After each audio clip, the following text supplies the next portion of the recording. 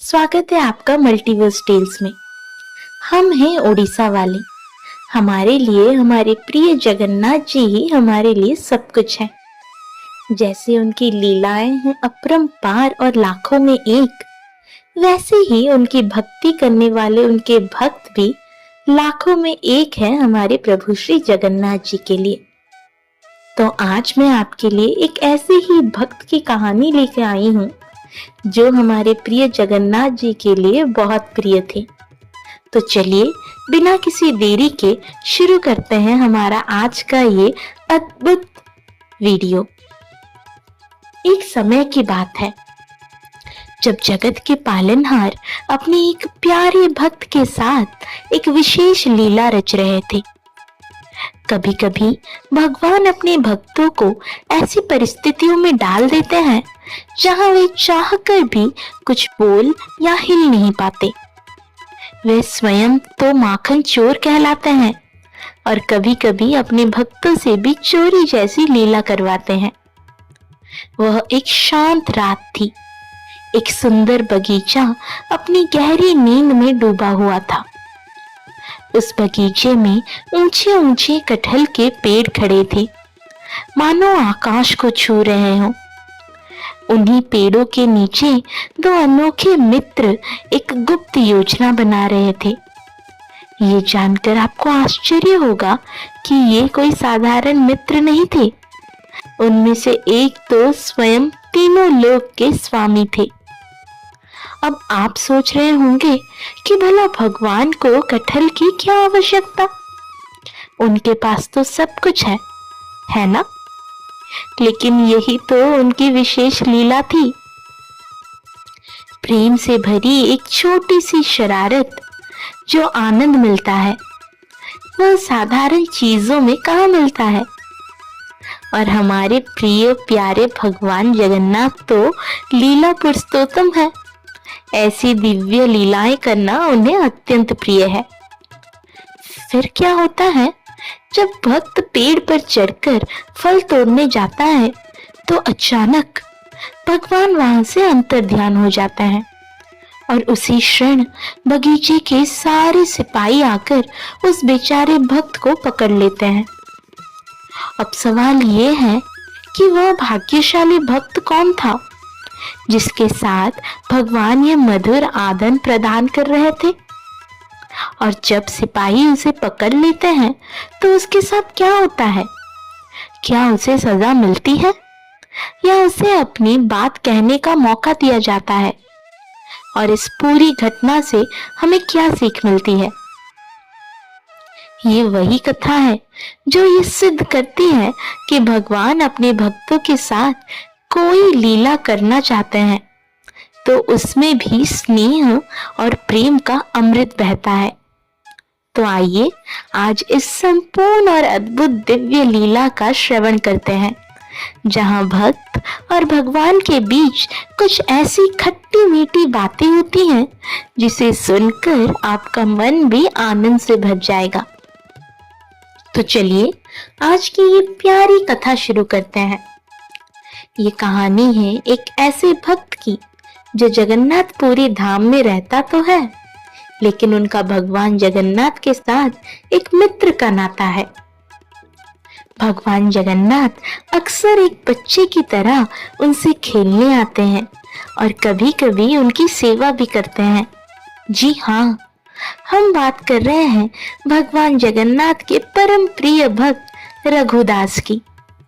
रघुदास एक अत्यंत सरल और भोले स्वभाव के भक्त थे, बिल्कुल एक बच्चे की तरह। वे पुरी में सिंह द्वार के पास रहते थे।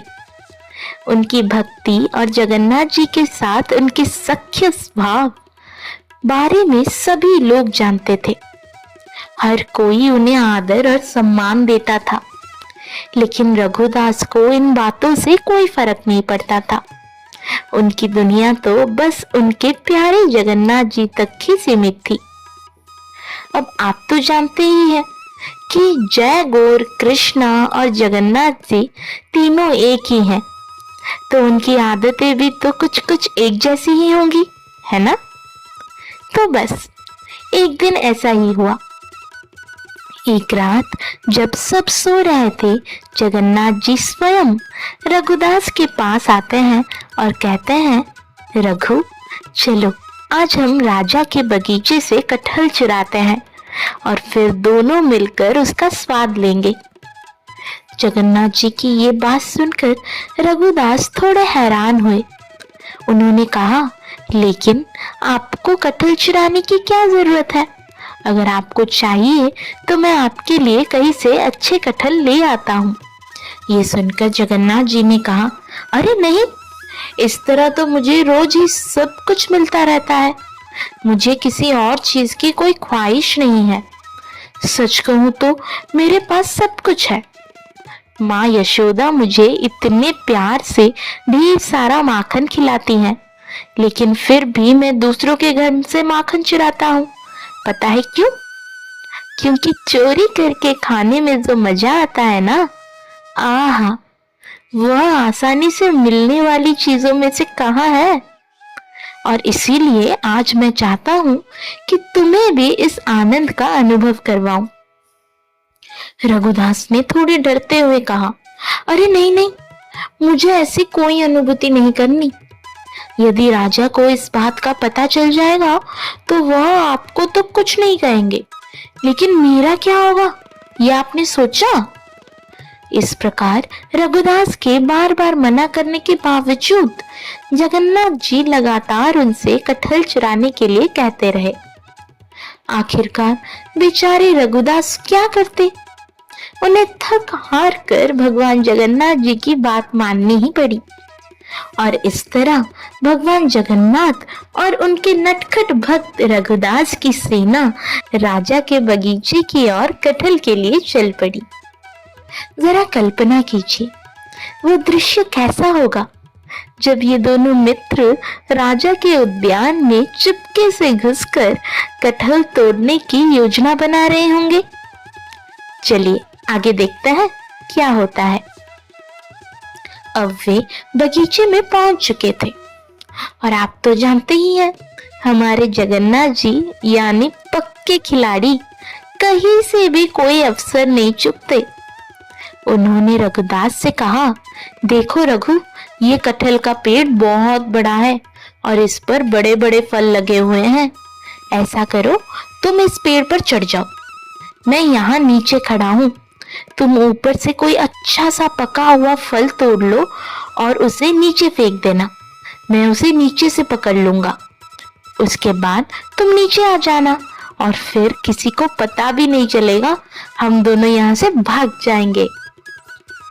अब रघुदास इसमें क्या बोलते? जगन्नाथ जी की इस योजना को सिर झुकाकर स्वीकार करते हुए वे तुरंत कटहल के पेड़ पर चढ़ गए। वहां पहुंचकर उन्होंने एक अच्छा सा बड़ा सा कटहल का फल तोड़ा और नीचे आवाज लगाई, जगन्नाथ, क्या आप तैयार हैं? मैं कटहल का फल नीचे फेंक रहा हूँ, उसे पकड़ लेना। जगन्नाथ जी ने नीचे से कहा, हाँ हाँ, मैं यहीं पर हूँ, तुम फेंको उसे, अभी फेंको। ये सुनकर रघुदास ने फल नीचे फेंक दिया और सोचा कि नीचे जगन्नाथ जी उसे पकड़ लेंगे।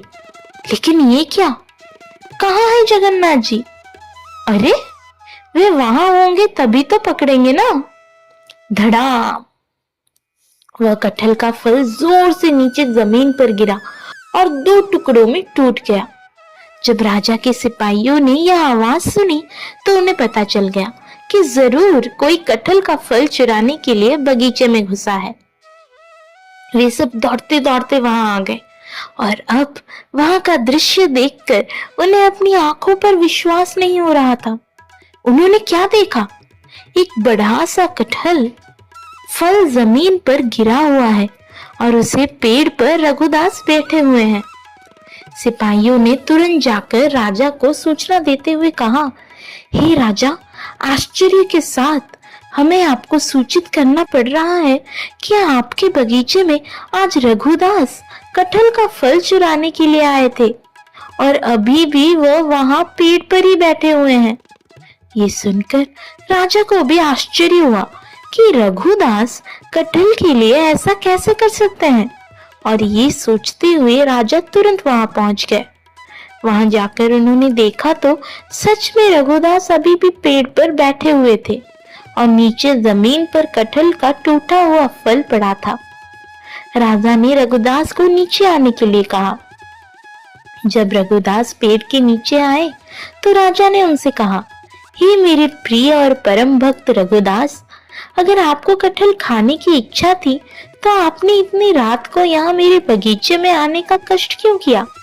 यदि आप कहते तो मैं इसे आपके घर पर भिजवा देता। अब रघुदास क्या उत्तर देते? उन्होंने राजा को जगन्नाथ जी का सारा वृत्तांत सुनाया कि किस प्रकार जगन्नाथ जी ने उन्हें इस तरह चोरी करने के लिए कहा था और फिर वे ही वहां से गायब हो गए। ये सुनकर राजा और सिपाही सभी लोग हंसने लगे। सभी लोगों ने रघुदास के साथ भगवान जगन्नाथ जी की इस मधुर लीला का आनंद लिया और उनके अनेक दिनों तक भगवान की चोरी की इस कथा की चर्चा पूरे नगर में होती रही। रघुदास भगवान जगन्नाथ जी के अत्यंत प्रिय भक्त थे, जिनके पास भगवान अनेक बार अपने प्रेम का प्रत्यक्ष आदान प्रदान करने आते रहते थे। ऐसे भक्तों की कथा का श्रवण भी हमें भक्ति मार्ग में आगे बढ़ाता है। इसीलिए भगवान और उनके अनेक भक्तों की ऐसी ही रस में डूबी हुई कथाओं का आस्वादन करने हेतु इस चैनल को सब्सक्राइब कीजिए, जिससे कि भगवान की कथाओं की ये अमृत धारा निरंतर आपको मिलते रहे। जय जगन्नाथ।